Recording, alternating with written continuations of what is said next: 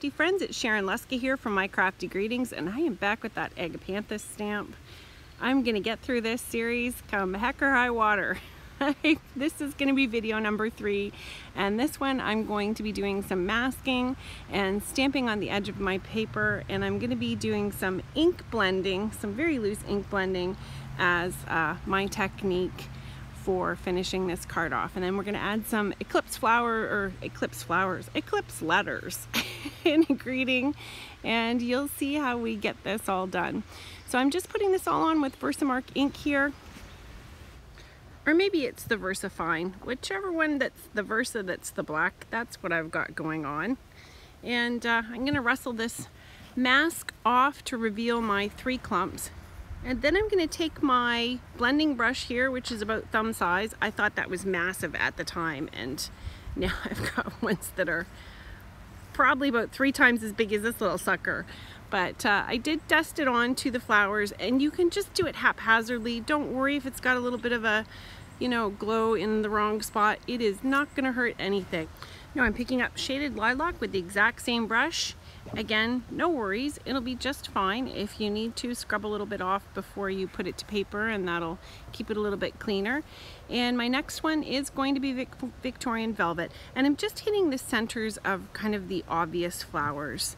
Now I'm taking, this is just a little eyeshadow makeup brush. It's from the dollar store, and I've picked up some wilted violet, and I'm just sticking that on the very edges of the petals of those more obvious flowers. I just want to give them a little bit more detail. And I'm actually going to go through and add the rest of the color to even the background ones. I'll zip through that though, so you don't have to watch.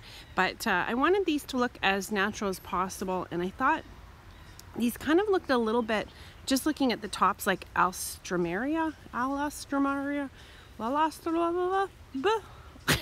those flowers, you know the ones. Sometimes they sell them at the grocery store in a big bouquet. Yeah, I got a friend down south, and she can make those flowers last 2 weeks perfectly. And you know what her trick is? Fresh water every day. Who'd have thunk it for keeping something alive? Fresh water every day.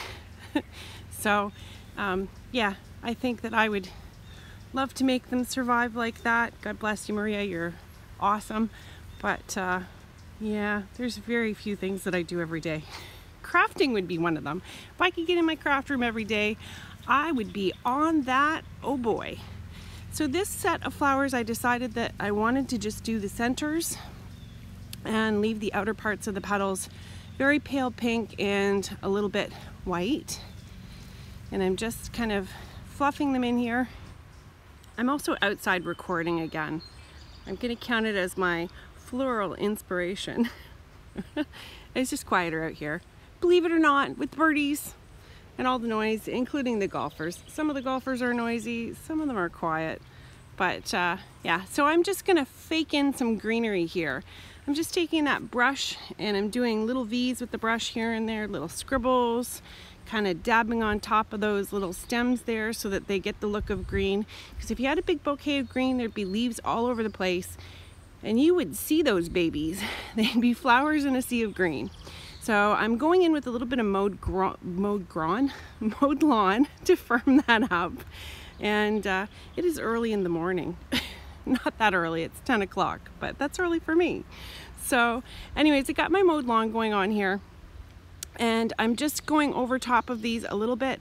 And now I've got my Signo gel pen or white gel pen, whatever it is, and I'm just dotting the flowers, giving them a few little freckles, and then I'm going to firm up the pollen stamens here and give them a little bit more detail. And then on my little pink guys here, pink and white guys, I'm just giving that added detail around the edge. You know how some of those pinky flowers have the white veining around the very outer edge? That's what I wanted to do. And so I'm fixing up some of my stamping here, and don't freak out. I'm gonna draw on some leaves. And I know there's people out there that are looking at this going, oh, I could never do that. Do you know what? It just comes down to doing it. By the time I cut out the letters, you're not even gonna notice. And once I go back and I firm up my little sketchy lines into something a little bit more intense, it's gonna look a lot like leaves. And really, if you looked at a bouquet of real leaves or real flowers with leaves, you would see little bits and pieces and parts and things crissing and crossing and lines that were not exactly perfect either. And that's just the way nature is. I think we get ourselves a little too stressed out with making everything perfect. And if you just dig in and do it, do your best, make it look pretty. Our eyes are far more critical of our own work than everybody else's are. I used to be like that as a makeup artist. I used to look at the job that I did and think it was absolutely horrific and wonder why people liked it. But you know, this is something you got to practice, and it'll come out just beautifully. And we're going to cover some of it with vellum too, so that's another thing that you can do that's going to fake everybody out into thinking that you're an absolute artiste. So I've got the hello here, and in true Jennifer Maguire style, I took my Altenew letters and faked out that L with a J. So I was smart enough not to punch out a J though. H-E-L-J-O. This is not a Jello commercial. We did H-E-L-L-O properly. I cut myself out some gold foil, and I'm just going to take these and give them a peekaboo layer. And then I'm adding a slip of vellum to the middle here. And I'm just taping it on with just regular old Scotch tape. And I'm running lines of ATG over top of the entire background, including through the letter holes to the vellum itself. And if you notice, the center of the O, I've already got that stuck down in proper placement because it needed to be behind the vellum or it wasn't going to look right. Now the other thing as well, I added a nice little gold band to the edge there just to kind of bring the flowers up into the 1/3 range that I was looking for. And I took the backing off my foam tape and was just placing it on and ripping little chunks off. It made it a lot faster and a lot easier to get this in place. And I've got these all popped up here. And I've got this big stamp set that came from Hobby Lobby, I think it is. And I've got it nicely lined up, nice and straight, but I'm cutting it very, very close to the edge of the letters. And just so that I can flip this over and get the same distance, I've put a little line in it here so I can see where I need to cut it to without cutting off the tail of my Y, because then I'd be going, why? And I'd have to restamp it all over again. So I'm just going to take that and take my scissors and give it a little snip here and there. I do frequently, when I'm fussy cutting, flip my things over. Oh yeah, I keep forgetting that my eyeballs aren't as good as they used to be, and I have to put my glasses on. It's maybe going to be my #1 tip this year for crafters. If you need to wear glasses, wear them. Isn't that a brilliant tip?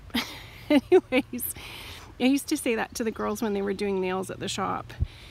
If you need to wear glasses, you must wear your glasses so that you do the best job possible. So I've got that little Y hanging out there, and I put in a little fishtail, and I'm just going to put this on here so it says, hello my beautiful friend, and I have some iridescent pink sequins that just came from the dollar store, and I've got them glued in place here. There is my final product. And those sneaky little leaves, you can see they didn't turn out too bad. You can only see parts of them here and there, and what you do see, you can't really tell if it's accurate or not, but we hone our skills with practice, and we're not practicing unless we try. So give it a try, see what you come up with, and thank you so much for joining me today. I hope I've given you a little inspiration, something to think about with your stamp sets, see how far you can make them work for you. If you haven't subscribed, I sure would love it if you would. Thumbs up, comment. Thank you so much. Have a great day. Bye. Ooh, here's some more videos you could watch, just in case you want to see more. Thanks.